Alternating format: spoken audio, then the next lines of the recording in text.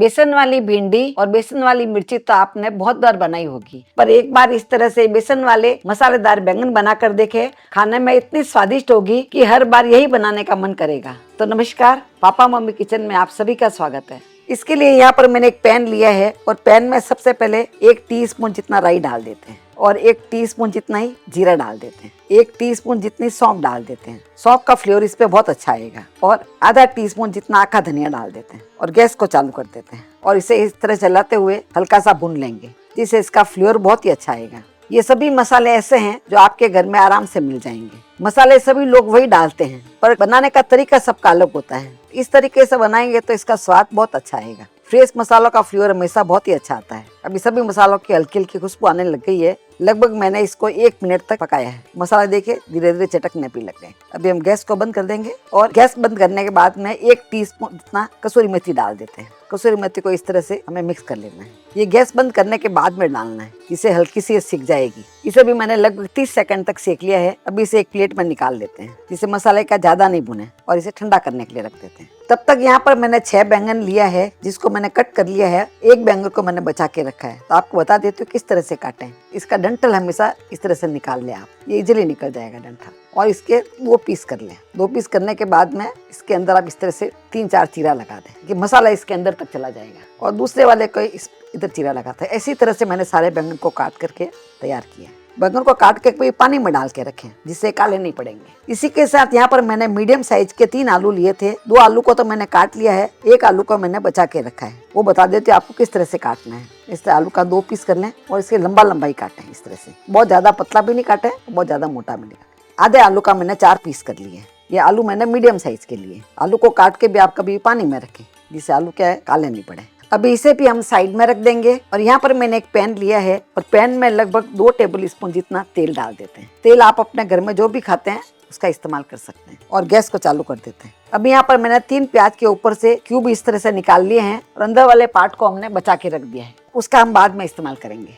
इसी के साथ यहाँ पर मैंने 1 शिमला मिर्ची ली है, जिसको मैंने इस तरह से क्यूब में ही काटा है। ये भी इसमें डाल देते हैं। और 1 मैंने टमाटर लिया है, इसको मैंने क्यूब में काटा है और इसके अंदर का पार्ट है वो मैंने निकाल के रख दिया है। आगे उसका भी हम यूज करेंगे। और इस सबको हम हल्का सा पका लेंगे। इसको बहुत ज्यादा नहीं पकाना है, हल्का सा सौते कर लेंगे। इसका क्रंची टेस्ट है, इसमें ज्यादा अच्छा लगेगा। प्याज, टमाटर, शिमला मिर्ची वगैरह एक बार हल्के से सौते हो जाते हैं तो धीरे धीरे अपना आप थोड़े सॉफ्ट हो जाते हैं। बहुत ज्यादा सॉफ्ट कर देते हैं तो फिर खाने में अच्छा नहीं लगता है और लुक में भी अच्छा नहीं लगता है। अभी सभी को मैंने 2 मिनट तक पका दिया है और शिमला मिर्ची वगैरह भी देखिए हल्की सी सॉफ्ट हो गई, दबने लग गई है। और प्याज भी हल्के से सॉफ्ट हो गए हैं। इसको बहुत ज्यादा सॉफ्ट नहीं करना है। अभी इसको हम निकाल देते हैं। इसमें से जो सब्जियां आपके पास नहीं हो उसको आप स्किप कर सकते हैं। तेल अभी तक वैसा के वैसे लग रहा है तो इसमें जो हमने बैंगन को काट के रखा था वो बैंगन इसमें डाल देते हैं। बैंगन को इस तरह से पानी से झटक करके डालेंगे। तो सभी बैंगन को उल्टा कर देंगे। इसी के साथ जो आलू को मैंने काट के रखा था वो भी इसमें डाल देते हैं। वो भी इस तरह से झटक करके इसमें डाल देंगे। यहाँ मैं आपको बता देती हूँ, आलू को पकने का टाइम बैंगन से ज्यादा होता है, इसीलिए मैंने बैंगन को थोड़ा बड़ा रखा है और आलू को मैंने थोड़ा पतला रखा है। यदि आप दोनों को सेम तरह से काट लेंगे तो बैंगन आपके जल्दी पक जाएंगे तो आलू कच्चे रह जाएंगे।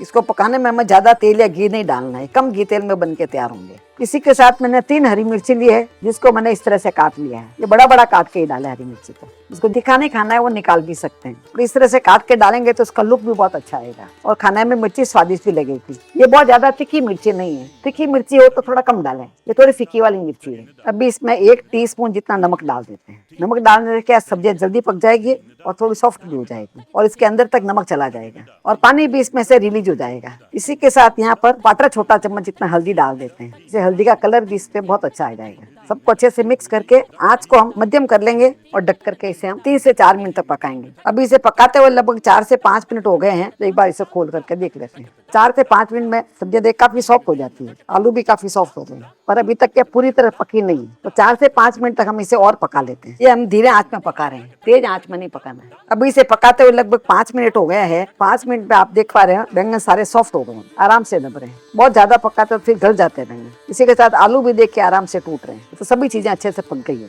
बैंगन में से थोड़ा पानी भी रिलीज हो गया है। अभी यहाँ पर मैंने बेसन लिया है, बेसन कम थोड़ा थोड़ा करके इसमें डालेंगे, बहुत ज्यादा नहीं डालना है, 2 टेबल स्पून जितना डालेंगे और सबको अच्छे से मिक्स कर देंगे। बेसन इसके ऊपर अच्छे से लग भी जाएगा, जिससे इसका स्वाद बहुत अच्छा आएगा। तो आप देख पा पूरा बेसन है आलू और बैंगन के ऊपर अच्छे से लग गया है। इस चलाते हुए इसे 1 से 2 मिनट तक और पका लेंगे। इससे बेसन का कच्चापन निकल जाएगा। ये सभी चीजें आप देख पा रहे हैं, दिखने में कितनी सुंदर लग रही है, सभी अलग अलग हो गई है, बहुत ही सुंदर लग रही है। बस 2 मिनट तक मैंने इसको और पका लिया है, इससे ज्यादा हमें पकाने की जरूरत नहीं। अभी हम गैस को बंद कर देंगे और इसे साइड में रख देंगे। अभी साइड में जो मैंने मसाला सेक के रखा था वो पूरी तरह से ठंडा हो गया है। ठंडा होने के बाद में इसे मिक्सी के जार में ट्रांसफर कर लेते हैं। अभी ढक करके इसे दरदरा पीस लेंगे। तो आप देख पा रहे हैं इस तरह से मैंने इसको दरदरा पीस लिया। इसमें कुछ पीस बड़े भी है, कुछ छोटे भी है, और इस समय इसकी खुशबू बहुत ही अच्छी आएगी। अब यहाँ पर मैंने दूसरा मिक्सी का जार लिया है, उसमें सबसे पहले हम धनिया के डंठल डाल देते हैं। ये कच्चे वाले डंठल है, पक्के वाले डंठल तो आप नहीं डालें, कच्चे डंठल है, देख आराम से टूट रहे हैं। ये डंठल भी हमारे यूज हो जाएंगे और इसका फ्लेवर भी आ जाएगा और सब्जी का स्वाद बढ़ जाएगा। इसी के साथ प्याज का जो अंदर वाला पार्ट मैंने काट के रखा था ये इसमें डाल देते हैं। और यहाँ पर मैंने 2 टमाटर लिए हैं जिसको मैंने रफली काट लिया है, और टमाटर का जो पल्प वाला पार्ट था वो भी मैंने इसी के अंदर डाल दिया। देखिए ये भी हमें वेस्ट नहीं करना। और 8-10 कलियां मैंने लहसुन की ली है, ये भी इसमें डाल देते हैं। यदि आप लहसुन नहीं खाते हैं तो स्किप कर सकते हैं। और 1 इंच मैंने अदरक का टुकड़ा लिया है, इसको भी रफली काट के इसमें डाल देते हैं। अभी इसमें हमें पानी ऐड नहीं करना है, ढक के इसे ऐसे ही पीसना है, क्योंकि टमाटर में भी पानी होता है और प्याज में भी काफी पानी होता है। तो आप देख पा रहे हैं बहुत ही अच्छा पेस्ट बन गया है और इसमें धनिया की खुशबू बहुत ही अच्छी आ रही है, जबकि हमने इसमें डंठल डाले हैं। अभी इसे भी हम साइड में रख देंगे। और यहाँ पर मैंने कढ़ाई ली है और कढ़ाई में 1 टेबल स्पून जितना तेल डाल देते हैं। घी तेल आप अपने हिसाब से कम ज्यादा डाल सकते हैं। और गैस को चालू कर देंगे। अभी तेल हमारे गर्म हो गया है, आंच को हम मध्यम कर लेंगे। इसमें 1/4 छोटा चम्मच जितना हींग डाल देते हैं। यदि हींग आपके स्ट्रांग है तो थोड़ा कम डालें, ये मेरी हींग ज्यादा स्ट्रांग नहीं है। और आधा छोटा चम्मच जितना जीरा डाल देते हैं और सबको अच्छे से पका लेते हैं। देखो जीरा हींग अच्छे से पक गए हैं। जो मसाला मैंने पीस के रखा था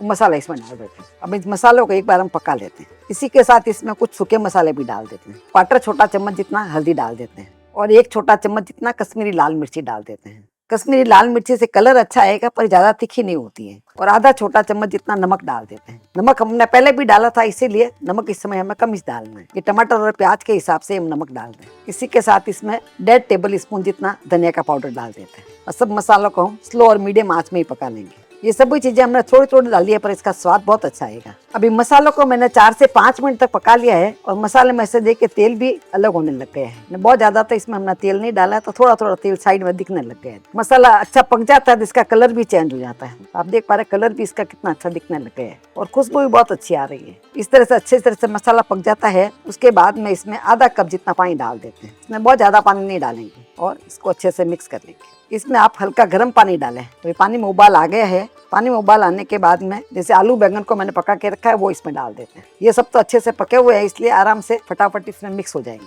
वैसे आपको आज की रेसिपी कैसी लग रही है नीचे कमेंट बॉक्स में लिख करके मुझे जरूर बताएं। यदि आपको अच्छी लग रही है तो आप इसे लाइक करें और यूट्यूब पे देख रहे हैं तो आप हमारे चैनल को सब्सक्राइब करके बेल आइकन जरूर दबा दें। मसाले में डालने के बाद में सब्जियों को भी हम थोड़ी देर 2-3 मिनट इसके अंदर पका लेंगे। इसी के साथ जो सब्जियां मैंने फ्राई करके रखी है, प्याज, शिमला मिर्च और टमाटर, उसको भी इसमें डाल देते हैं। वो भी इसमें हल्के से सॉफ्ट हो जाएंगे। वैसे तो पहले मैंने सॉफ्ट कर लिया, थोड़े अच्छे से मिक्स करने के बाद में अभी ढक करके इसे 2 से 3 मिनट तक और पका लेंगे। इसमें पानी नहीं डालना है। अब सब्जी को मैंने 2 से 3 मिनट तक और पका लिया है। 2 से 3 मिनट में आप देख पा रहे हैं मसाले पूरी तरह से इसमें लिपट गए हैं और इसमें जो तेल था वो भी थोड़ा छूट गया है। वो जो सूखा हुआ मसाला जो मैंने पीसा था वो मसाला इसमें डाल देते हैं। ये मसाला हमें पूरा नहीं डालना है, आधा मैंने डाला, आधा मैंने बचा लिया है। इस मसाले से आप चाहे आलू की सब्जी, शिमला मिर्ची की सब्जी या और भी कोई सब्जी बनाएंगे तो उसमें बहुत ही अच्छा टेस्ट आएगा। अब सब मसाले, सूखे मसाले डालने के बाद में लास्ट में इसमें हम थोड़ा सा हरा धनिया भी डाल देंगे। ये सब्जी हमें ज्यादा ग्रेवी वाली नहीं बनानी है, इसीलिए मैंने इसमें आधा कप जितना ही पानी डाला था। बहुत ज्यादा ग्रेवी वाली सब्जी अच्छी नहीं लगती है। तो अभी ढक करके 2 मिनट के लिए इसे हम और पका लेंगे। इसे सभी मसालों का फ्लेवर इसमें अच्छे से आ जाएगा। 2 से 3 मिनट तक और पका लिया है तो आप देख पा रहे हैं इसमें से तेल भी छूट गया है और मसाले अच्छे से इसमें एब्जॉर्ब हो गए। आलू देखिए बहुत ही इजीली कट रहा है, मतलब आलू अच्छे से पक गया है और बहुत ही सॉफ्ट हो गए हैं। एक मैं आपको बैंगन भी दिखा देती हूँ। बैंगन भी देखिए बहुत सॉफ्ट हो गया है। इसे ज्यादा आप पकाएंगे तो बैंगन गल जाएगा, जो खाने में स्वादिष्ट नहीं लगेगा। ये सब्जी मैंने थोड़ी सूखी बनाई है जो कि टिफिन के लिए बिल्कुल परफेक्ट रहेगी, या दाल सब्जी रोटी खाते हैं तो उसके साथ में भी बहुत ही अच्छी लगती है। मैंने आज इसे रोटी के साथ में सर्व किया है। आप चाहे तो चावल के साथ या पूड़ी पराठे के साथ भी खाएंगे तो बहुत अच्छी लगेगी। और खाने के साथ में सलाद हमेशा खाना चाहिए, इसलिए मैंने इसके साथ में खीरा काकड़ी सर्व की है। तो आपको हमारे बेसन वाले बैंगन की सब्जी कैसी लगी नीचे कमेंट बॉक्स में लिख करके हमें जरूर बताएं। फिर मिलते हैं ऐसे ही दूसरे वीडियो में। तब तक के लिए बाय एंड टेक केयर।